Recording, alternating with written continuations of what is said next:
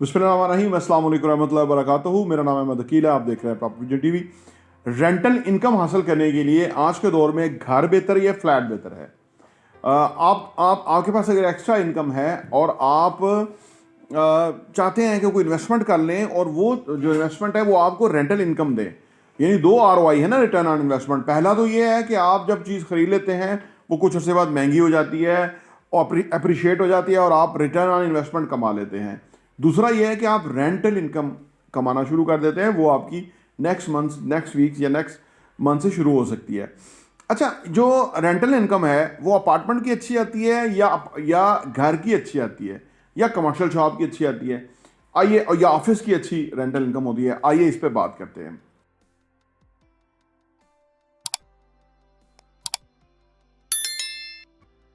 Welcome back. देखिए जी, किराए में जो प्रॉपर्टी है ना, वो सबसे कम जो प्रॉफिट देती है ना, वो घर रेंटल इनकम की शक्ल में सबसे लो एंड आप समझ लीजिए कि वो प्रोडक्ट बन जाती है कि जो आपको किराया अपनी रेशो के मुताबिक देती है, बल्कि रेशो से कम ही देता है घर अगर होगा। जैसे मैं आपको मिसाल के तौर पे बताऊं कि अगर 4 करोड़ का, पौने 4 करोड़ का घर है बहरिया टाउन के अंदर, तो उसका जो किराया है वो 80,000 या 85,000 है। इसके मुकाबले में अगर अपार्टमेंट है तो वो 1 करोड़ रुपए का अपार्टमेंट 45,000 किराया दे रहा है।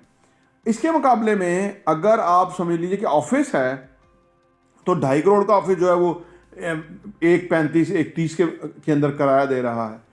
इसके बाद जो कमर्शियल शॉप है वो ज़्यादा किराया दे रही है। अगर फर्ज करें 2 करोड़ की शॉप है तो वो आपको किराया 70,000 75-80,000 तक दे सकती है ईजीली।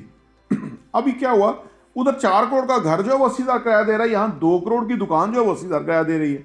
तो ये फर्क है। आमतौर पे लोग जो अपनी प्रॉपर्टी के अंदर इन्वेस्ट करते हैं ना, उनका ये होता है कि चलो रेंट भी आता रहेगा, लेकिन घर के केस में ना रेंट का बड़ा मसला है।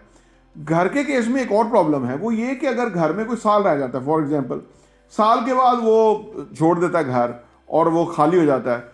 अब आप जब दूसरी पार्टी को किराए पे लगाएंगे ना, तो वो घर जहाँ को लोग साल रह गए होंगे उसकी थोड़ी मेंटेनेंस रिक्वायर्ड होगी और ज़्यादा भी हो सकती है। घर के केस में क्योंकि फर्स्ट को 3 बेडरूम या 4 बेडरूम का अपार्टमेंट है तो वॉशरूम 4 है, किचन है और बहुत सारी और बाकी एरियाज हैं, रूम्स हैं, बेडरूम्स हैं, तो उसके अंदर सीलिंग है, कहीं काम निकल आएगा, फ्लोरिंग कहीं काम निकल आएगा, क्योंकि यूज जो हो रहा है ना, कोई डोर्स के अंदर काम निकल आएगा, तो आपको मेंटेनेंस रिक्वायर्ड है। क्योंकि मेंटेनेंस के बाद आप जब अपने घर को उस सूरत में प्रेजेंट करेंगे ना, एक साफ सुथरा, अच्छा, कुशादा, साफ सुथरा नजर आएगा, तो ही अगली पार्टी रेंट पे कॉन्ट्रैक्ट करने के लिए तैयार हो जाएगी।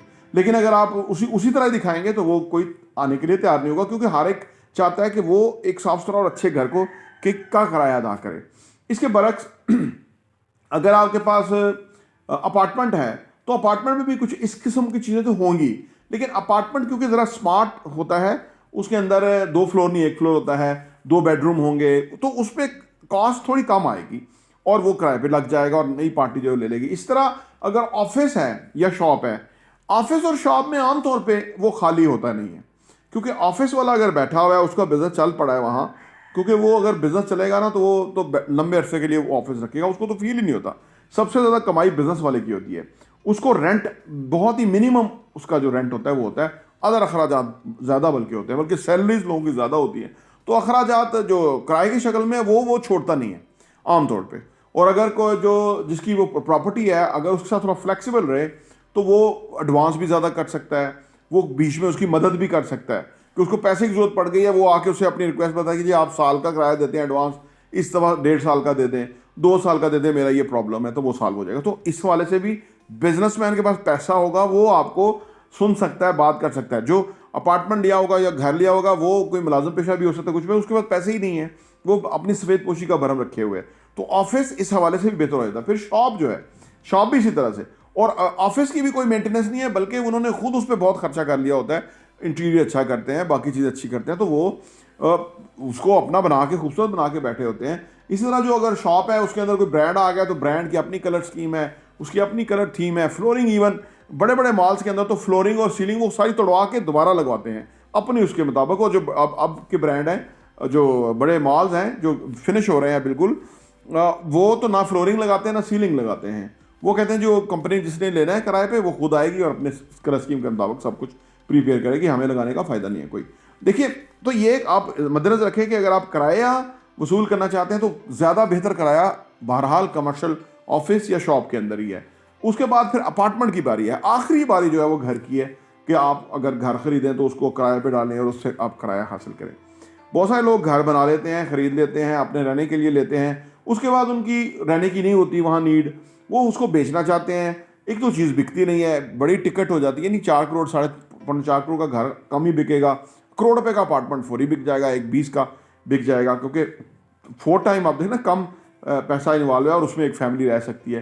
तो जो अभी के जो ट्रेंड्स हैं उसके अंदर ये मैं आपके सामने बातें रख दी हैं कि कमर्शियल ज़्यादा बेहतर है, फिर अपार्टमेंट बेहतर है किराए पे लगाने के लिए और ज़्यादा बेहतर किराया हासिल करने के लिए, और आखिर में घर है कि अगर वो आप किराए पे लगाते हैं तो आपको उसका फ़ायदा होता है।